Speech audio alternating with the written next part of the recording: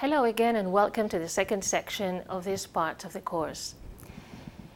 In this section, we are going to see the role of the National Transportation Safety Board in the reporting of aircraft accidents and why these accidents are worth reporting and in such a way, so widely online.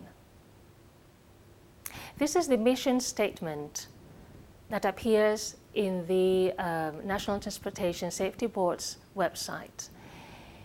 Highlighted in green, we can read what the main functions of the agency are.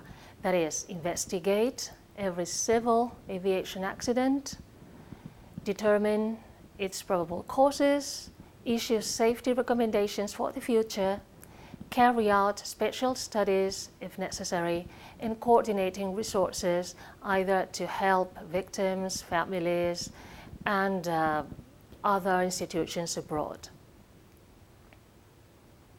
Why are accidents worth reporting? First of all, because of their newsworthiness. They are newsworthy because they are one-off events that involve a breach in the everyday of a few people and ultimately of their communities. So they could be defined as singularity in community. They are always collectively remembered for prevention. Out of 600 incidents, 30 are minor accidents, 10 are serious that involve damaged equipment and injuries, and 1 is fatal. That is, involves death and the complete destruction of equipment. This is according to the International Civil Aviation Organization's Safety Maintenance Manual. The goal of the board is always to prevent. It investigates to determine causes, as we said, to detect deficiencies in the system and recommend measures for the future. So it prioritizes the investment in those latent conditions that might entail potential risk. In the past, however, the main goal was to reassert faith in the system, and it was usually in the service of some political agenda. But nowadays, the prevention of accidents is more change-oriented. In the past, it was what it was called funereal type of investigation, and there were sanctions and blamings.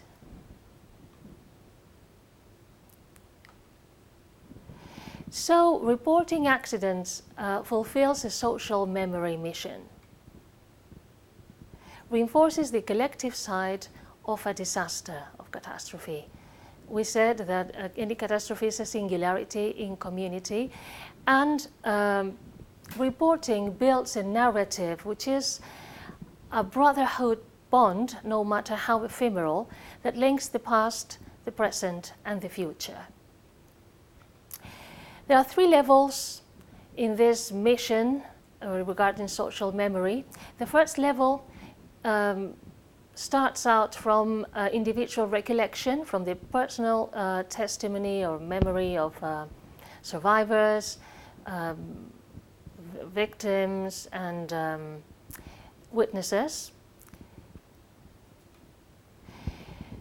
And then the new experience is categorized in existent schemata. For example, many reports from the NTSB include onomatopoeias in the accounts from witnesses.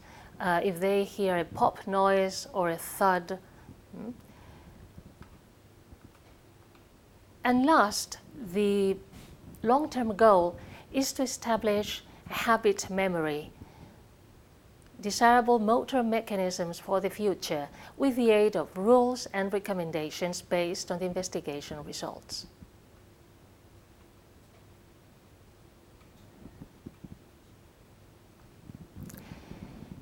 In this diagram, we can see how the Freedom of Information Act, one of the pillars of American democracy, shapes the final NTSB's image.